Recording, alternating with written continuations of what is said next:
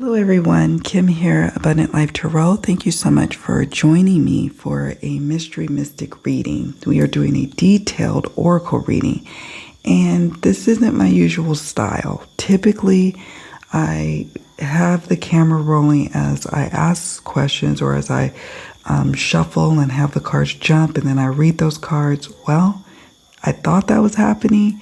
I did this full-on reading for Jordan, and as it turns out, the camera was not rolling, and that made me very upset because the messages that had come through, I feel like needs to be said aloud. They need to be out there, and I have to share them with you. I even thought about reshuffling everything and starting over, but Spirit was like, no, you need to re-record it and, just go through the cards as you do. So that's what we're doing today.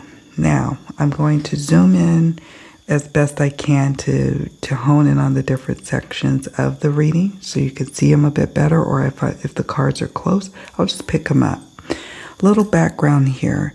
Jordan Taylor was last seen on January 6, 2023. So he's been missing for almost a month now. I'm recording this as of February 5th, 2023.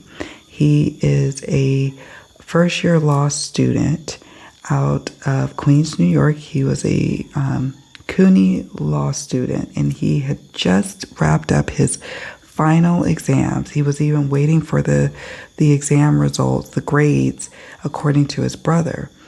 And he went missing, and it's just the most unusual circumstances surrounding his disappearance. His brother did say that Jordan may have been under a great deal of stress surrounding going to law school. It was his first year, but this is a very accomplished young man. I mean, we're talking about someone who double majored for his undergraduate degree. He was a political science major as well as Black Studies. So he had two majors, which is big, right? He was also into grassroots community outreach, and he helped with campaigns at the local and state level, from what I understand. I could be wrong about the state level, but he was very active in his community and part of Black Lives Matter. Like, he's very, very active. So this is not someone who's not accustomed to managing a lot on his plate. And that's why I'm saying this now. A couple of things to know about his disappearance is that several hours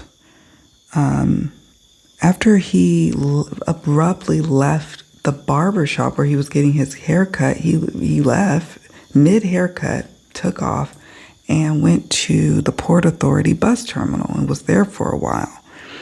So then his wallet was later found on West Street, which is in downtown, with his cash and cards still in the wallet.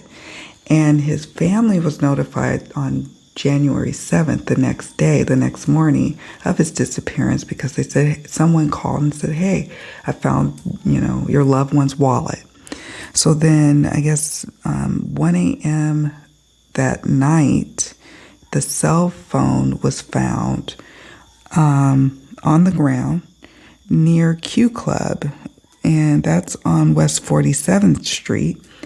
Now, Q Club is, from what I understand, is a LGBTQ nightclub, and apparently Jordan had been there a few times. He even got it sounds like some email flyers. You know how you're on their mailing list and you get emails saying come to the party or whatever. So that happened.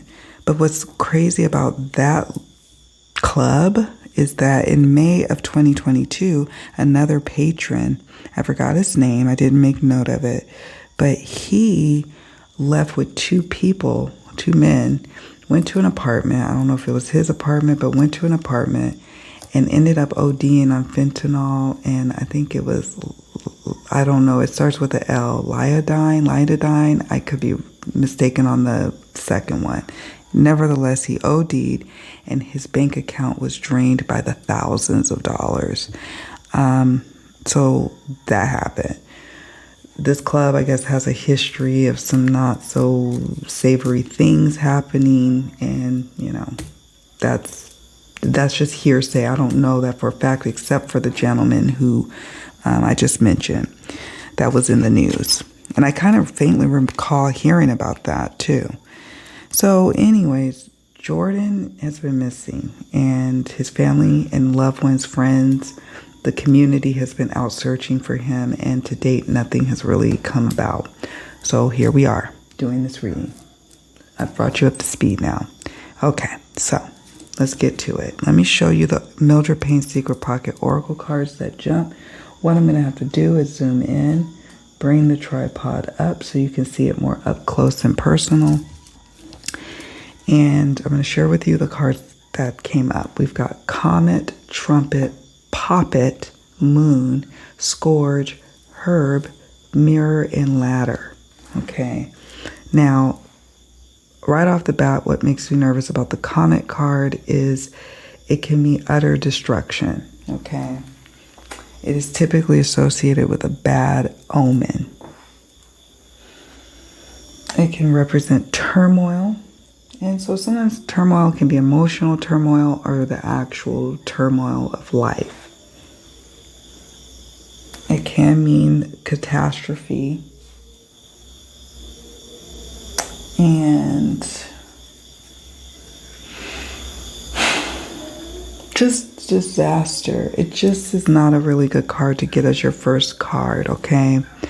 And it made my stomach turn when I saw it, because this is being like on a course of a point of no return when you have the comet card. When you think of a comet coming and hitting the earth, for example, things are not the same after that. It is very difficult to recover from such a hit. All right, so we have the comet card. Then we had the trumpet card. Okay, someone is playing loud music at 3. I'm recording this, you all, at like 3 in the morning. And my neighbors down the way is blasting music. Okay, so we have trumpet. Actually, let me go and close my window.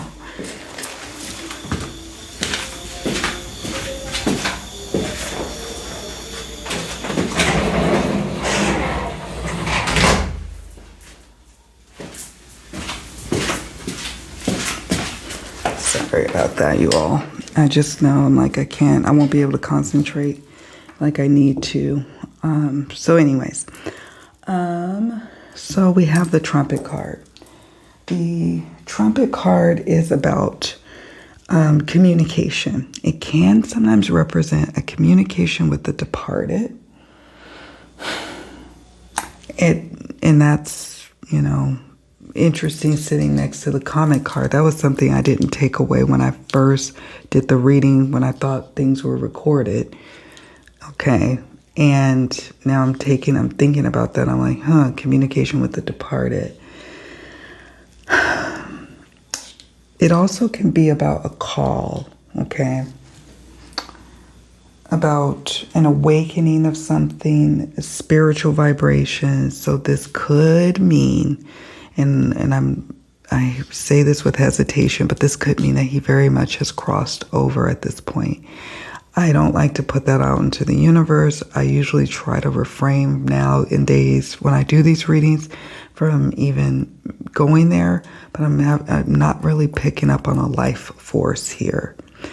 Of course I could be wrong, but yeah. Nevertheless, let's talk now about the Poppet card, because this card is about manipulation, brainwashing, having control over someone. And then the Moon card is about lunacy at times, dark emotions, and a wayward soul. Now, it could mean that he was on a collision course to self-destruction. He may have even been starting to hear things, and his mind started to play tricks on him. It could be that. It also could be that someone was playing on his emotional state, manipulating him. But there was some element of brainwashing, so it could mean that as well.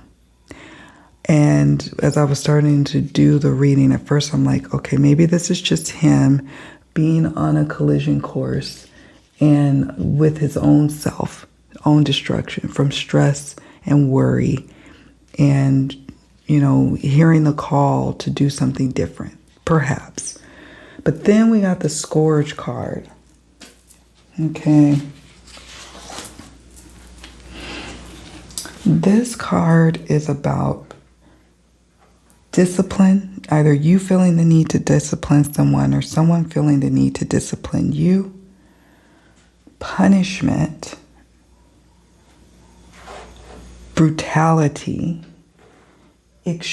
causing extreme suffering or experiencing extreme suffering, some sense of shame tied to this situation. And subjugation, somebody being subjected to brutality, subjected to shameful things, someone punishing, doing a punishing act. And I'm sensing that this is someone outside of him, not of him. When I look at his picture and I gaze into his eyes, I'm not getting a sense that it's him that's doing that, right? And then we have the herb card. Now, typically herbs are very healing. They're like medicine, okay? They're like medicine. And they're good for you for the most part until you consume too much of something. Sometimes you can have too much of a good thing. So this situation could have been good until it wasn't anymore, until it became very destructive. This also could be a little herb consuming something that became toxic to the body. At first it was good, it felt good, it did what it was supposed to do, and then it no longer was serving like it needed to, okay? And tied to this, it just doesn't seem like a very good combination. Somebody was providing this medicine of sorts to soothe his troubled emotional state of mind, but it was a part of the manipulation tactics. And then we have the Mirror and Ladder card. Okay.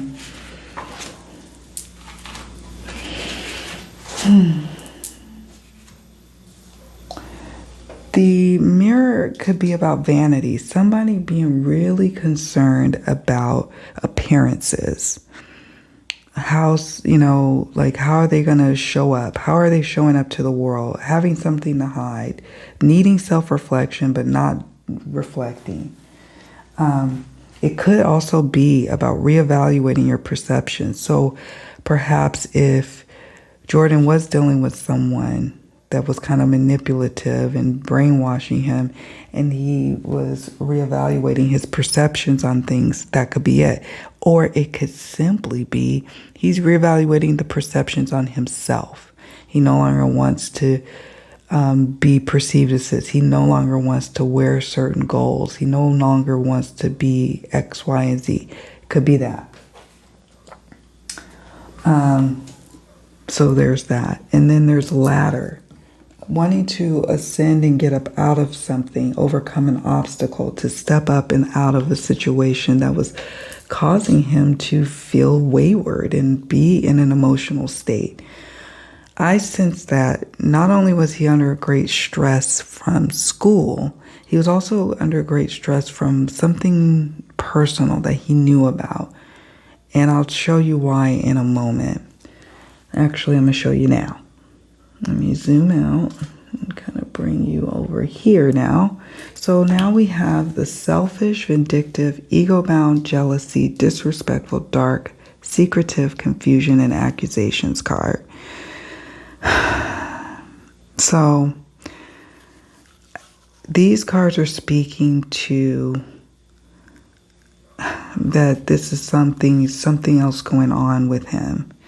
And there's something outside of him, another person involved, persons involved.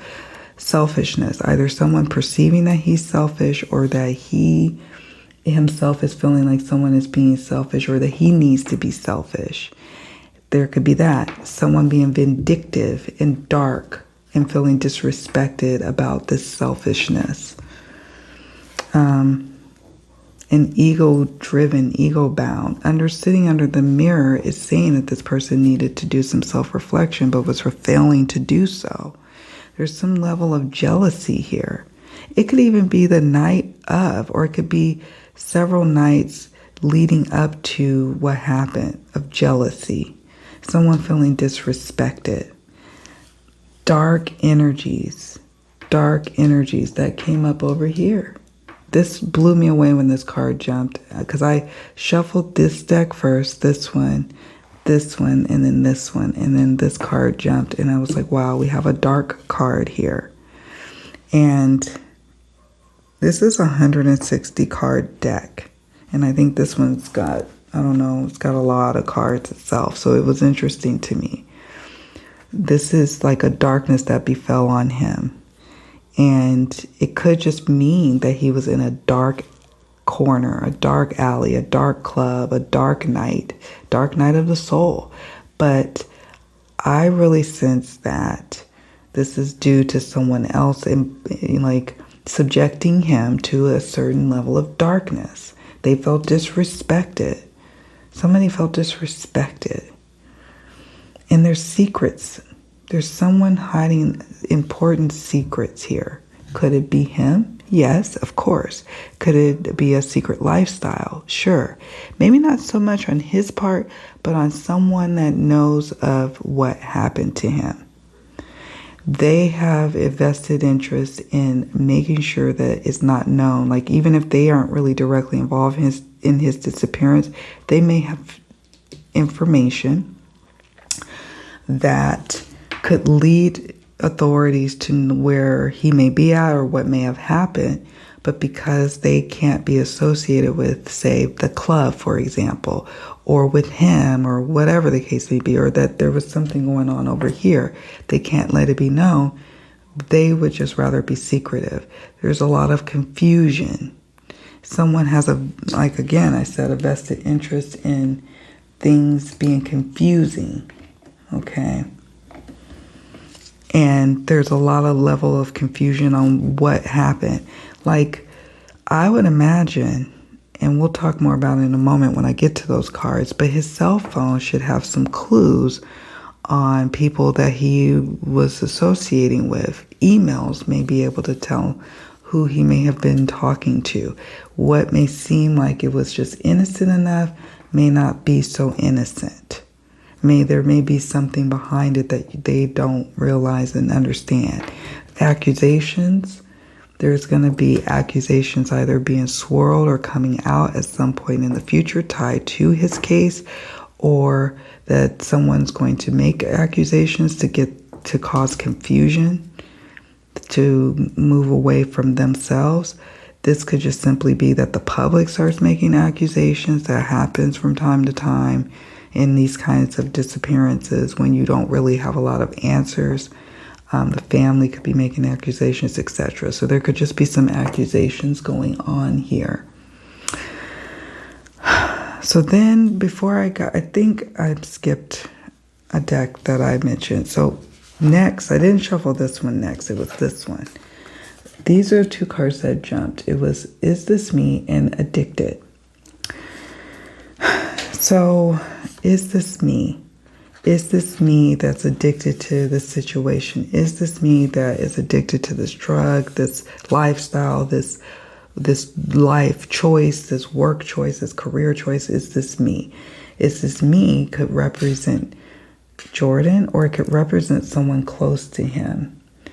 Addiction could mean drugs is involved, or it could mean being addicted to a toxic situation. It could be addicted, addictions can run the gamut on what it could be. But is this me? Losing a sense of self and needing to come back home to yourself. Is this me? And so it could be that he started asking this question, is this me? And the person who was addicted to this situation was like, oh no, I'm not going to let you go. And we see that, we see that here. They're not going to let him go. Or maybe there's this monkey on your back addicted, and I'm not going to let you go. And this could represent the person, like they have fallen so far from grace and fallen so far from who they once were because of whatever this addiction is, that they have acted out of character. They're not themselves. So that came up. Okay. Now let's talk about these cards and those cards, and then I'll take you over here and here. Let me zoom out, scoot you down, and let me scoot you back in so I can. Oops, trying to get it just right. Okay, so we have weapons, fraud, health issues, photos, and investigator. And we also, we have photos over here too. So we have photos here. Let's see if I can reach it. We have photos here and photos here. And this is what led me to believe that someone has photos of him in their phone, or he has photos with someone, and it could look very innocent enough. Like it doesn't necessarily mean, anything. It may not look like anything. It could be just like, oh, this is him out in the community, or oh, this is him taking pictures with friends. But in actuality, it's an important clue. Also, it could be that the law enforcement actually has still shots of CCTV footage that actually holds clues. Photos are going to be very paramount to this case. I say that also because we got the investigator card. This is about the investigators connecting the dots in his investigation of what happened to him. It's very important that they dial into whom he was really around and spending time with, like maybe a month or two before, and even maybe going back to the summer before. When I see this weapons card, I feel like summertime energy. Weapons can mean, with the scourge card, that there was something that happened to him. Someone used something to harm him. Fraud, there's some level of a hidden agenda, someone not being who they say they are, a fraud. There's some fraud that maybe he quickly uncovered and may have been ready to say something, and somebody was like, oh, no, you don't. And they, it's like, no, you're not going to do that. It could be that, or it could just simply be that someone is acting like they care when in fact they may not. They may not care as much. And I'll tell you why I feel that way in a moment. They may be putting on a fake front, allegedly, that they're concerned, that they're searching, that they are putting the word out. And in fact, they actually may know information or even have a hand in what happened, since it's sitting next to the weapons card. Also, we have to be careful because, yes, the health issues card came up. Now, one of two reasons why we need to be careful. One, it could be that he did have health issues, and he very well did have some sort of mental break. I'm seeing it here. Everything that they said that he went through leading up to his disappearance feels like a mental break to me, but that's not where it ends.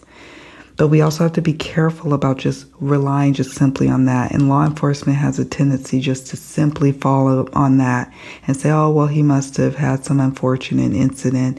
Maybe he wandered into some water, or maybe he fell, or something of that nature. Or maybe he OD'd. He had some sort of health issue. But there's more.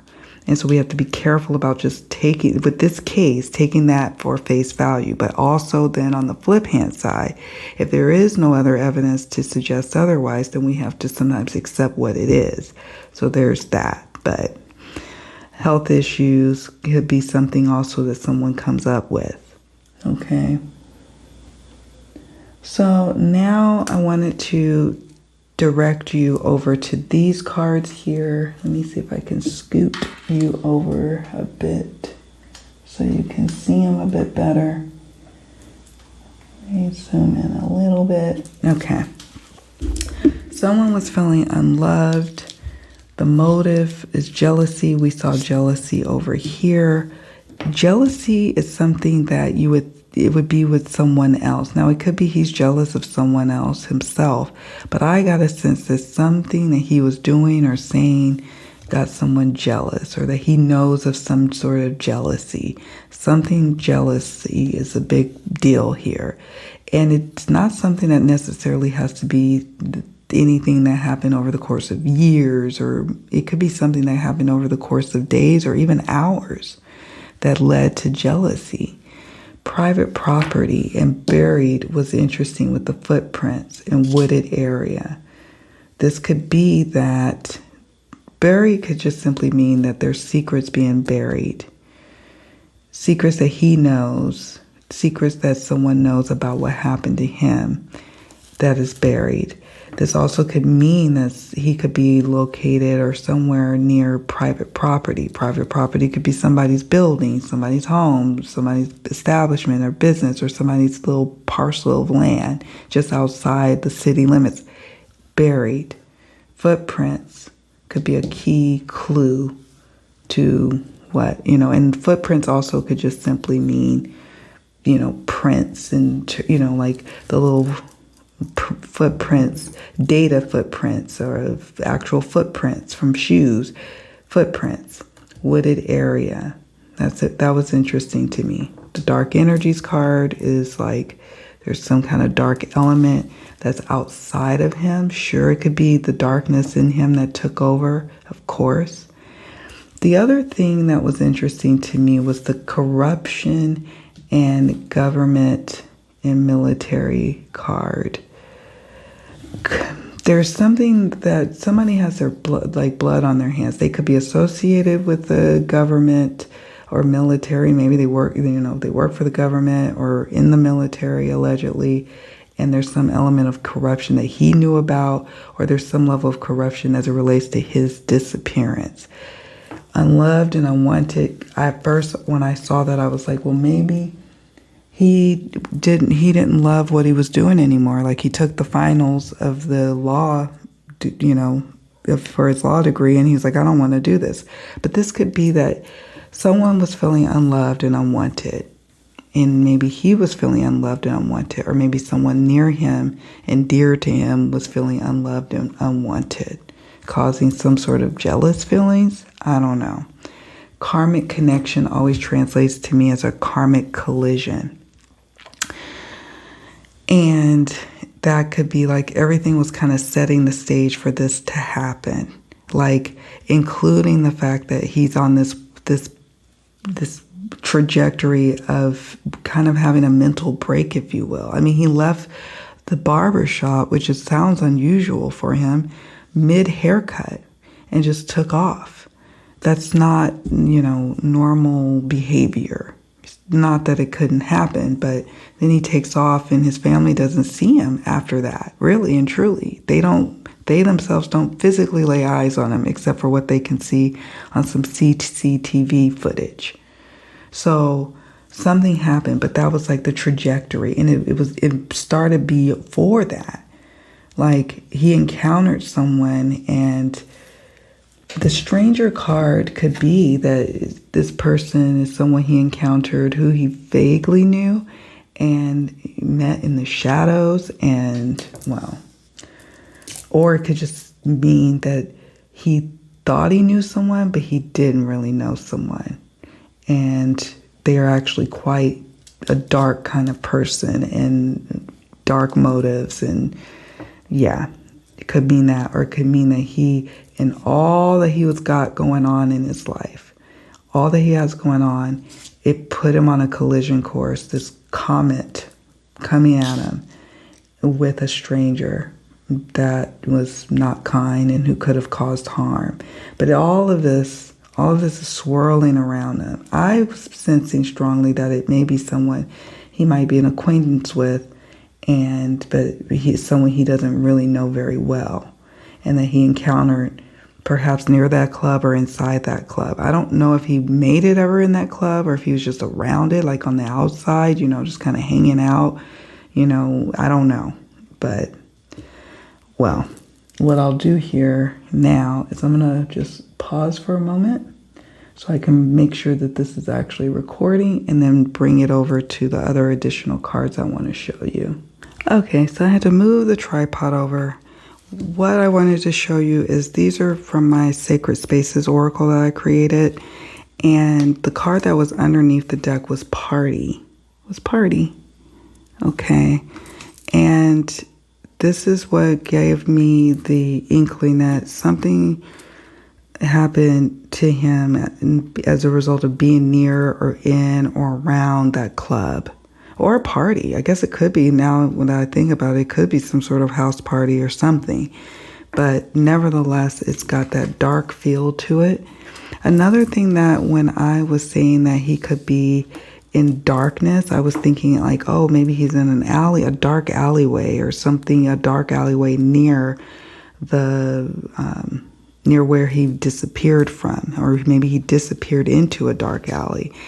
And lo and behold, that card, the alley card, came up in this deck, and that kind of freaked me out. This one's not so dark, but I'd imagine at nighttime, it's quite dark. And so it could be that someone did something to him in the shadows of the night, okay? There could be a nearby market that's there. Someone could work at a nearby market who's a witness that doesn't even realize that they're a witness to whom he may have been associated with. The law enforcement needs to talk to the people there. There could be people who were at a fitness center or a nearby fitness center. Maybe somebody owns a fitness center, works out there, works there. Maybe someone who is responsible goes to a particular fitness center. There's something about that could be near this party scene or club or whatever, as is a shopping mall or shopping center. Somebody could own the mall. Someone could own a store in the mall. Someone could work there. Someone could be a patron and seeing him. There could be more clues, more surveillance that captures all his footprints. Okay, I'm all far away from that card. His footprints. So there's that. And then flower shop could be someone who works at a flower shop, a nearby flower shop. CCTV footage could be there. Someone who may have seen something, someone who has a photographic memory and kind of recalls him maybe acting a certain way and seemingly confused, and that stood out to them. And so they just haven't put two and two together. There hasn't been maybe a lot put out there about his disappearance. And so maybe they just haven't heard, but there could be potential witnesses in these areas. But the alley and the party was something that struck me as like, And I feel like something happened to him. It could be with the herbs. He took something that was once not so toxic that became toxic. And then also something happening in terms of weapons. God forbid, I hope not. And someone burying evidence, or even, God forbid, burying him. It could be something along those lines because they don't want to be found out.